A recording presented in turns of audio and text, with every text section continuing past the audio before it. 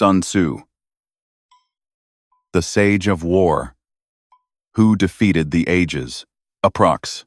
10 minutes, 1,700 plus words. In the distant east, where the mountains carved ancient shadows across the land and the winds carried the scent of forgotten battles, a mind was born. A mind that would shape the art of warfare and the philosophy of conflict for more than 2,000 years. His name was Sun Tzu. He entered a world torn by endless wars, a world where kingdoms rose and fell like the changing of seasons. But unlike the generals of his age, men who sought glory through blood, Sun Tzu sought something far deeper. He sought understanding, clarity, and mastery of the invisible battles within the human mind. Sun Tzu believed that the greatest victory is not one seized on the battlefield, but one captured before the first arrow is ever released.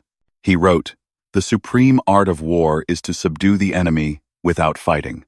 These were not the words of a warrior drunk with conquest. They were the words of a philosopher who understood the nature of power itself. Chapter 1. The world before him. During the chaotic spring and autumn period of ancient China, war was the language of kings.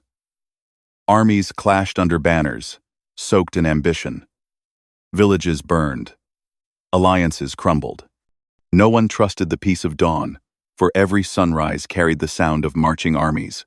In such a world, you'd expect Sun Tzu to become another hardened general, swinging his sword for his lord. But Sun Tzu was different. He watched, listened, studied.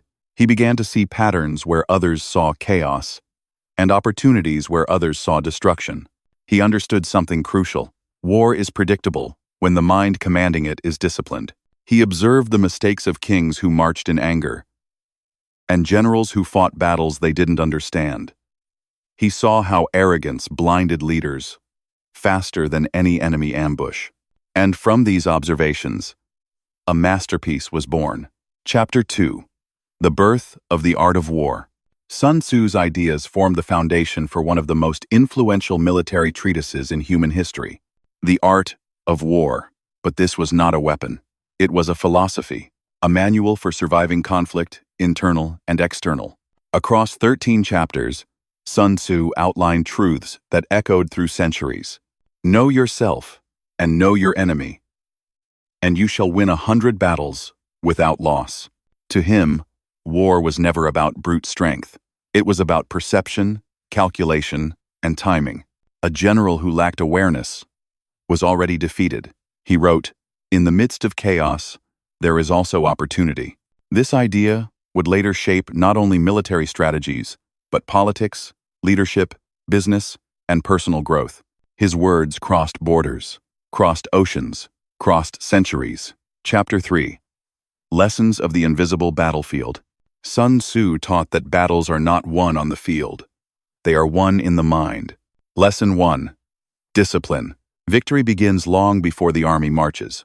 A leader must shape his troops like water shapes the land through consistency, training, and resolve. Lesson 2. Patience. A wise general waits for the perfect moment to strike when the enemy is weakest, distracted, or divided. Lesson 3. Flexibility. Be formless, like water, Sun Tzu suggested through his principles. A rigid mind breaks under pressure. A flexible one survives. Lesson 4.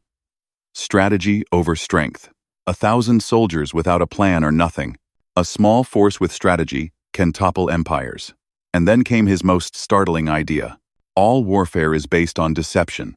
Not deception born of cowardice, but deception born of survival.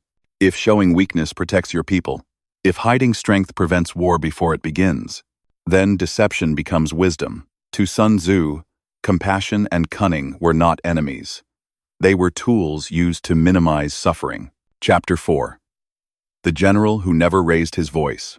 When Sun Tzu was finally called to lead, he didn't command with fear. He didn't roar orders or beat war drums. He observed quietly, thought deeply, calculated precisely. When his soldiers faltered, he didn't punish blindly. He corrected, disciplined, structured their chaos into purpose. His leadership became legendary. Instead of forcing men to fight, He made them understand why they must win. He believed that a leader who inspires loyalty will win battles before they start. He taught, a leader leads by example, not by force. His armies moved like shadows, swift, silent, coordinated. Where others charged blindly, Sun Tzu's forces flowed with intention. Victories followed, but he did not celebrate them with arrogance. To him, every victory carried a cost, and the greatest generals were those who knew when not to fight. Chapter 5. Wisdom Beyond War. Sun Tzu's insights pierced through the centuries because they were universal. His teachings predicted human behavior, not just military outcomes. He wrote, "If you are far from the enemy, make him believe you are near." Is a venter. Appear weak when you are strong, and strong when you are weak. He will win who knows when to fight and when not to fight. These were lessons about leadership, about negotiation, about survival, about life itself. Kings used his strategies. Generals studied his maps. Politicians borrowed his principles. Business leaders shaped empires from his words. In boardrooms and battlefields alike, Sun Tzu became a silent advisor. His voice carried across eras. Chapter 6. The Eternal Conflict. Man versus himself. Sun Tzu understood something rare. The hardest battles are not fought against armies, but inside the human mind. Fear, doubt, pride, uncertainty. These were the real enemies. He wrote, "He who conquers himself is the greatest warrior." It was never about defeating others. It was about defeating the weaknesses that control us. The leader who controls his emotions, the warrior who controls his fear, the thinker who controls his impulses. These are the ones who win the true battles of life. Sun Tzu's wisdom teaches us that the path to victory begins with self-mastery. Chapter 7. Legacy of a timeless mind. More than 2,000 years have passed. Empires have risen and crumbled. Weapons have evolved. But Sun Tzu remains. His words guided samurai, shaped the strategies of Napoleon, influenced generals in both world wars, are studied in modern military academies worldwide. His ideas entered politics, business, diplomacy, psychology. Even today, CEOs read his chapters before negotiations. Athletes use his principles before stepping into the arena. Leaders quote his wisdom to guide nations. Because Sun Tzu never wrote a book about war. He wrote a book about understanding. Understanding conflict. Understanding strategy. Understanding human nature. Chapter 8. The Man Who Defeated Time. Why does Sun Tzu endure? Because while weapons change, human nature does not. Because while the world evolves, the struggle for clarity, courage, and wisdom remains. And because deep down, every human being faces battles seen and unseen. Sun Tzu offers something rare. Not the promise of victory, but the wisdom to pursue it. He shows us that strength is not in force, but in foresight. Not in shouting, but in silence.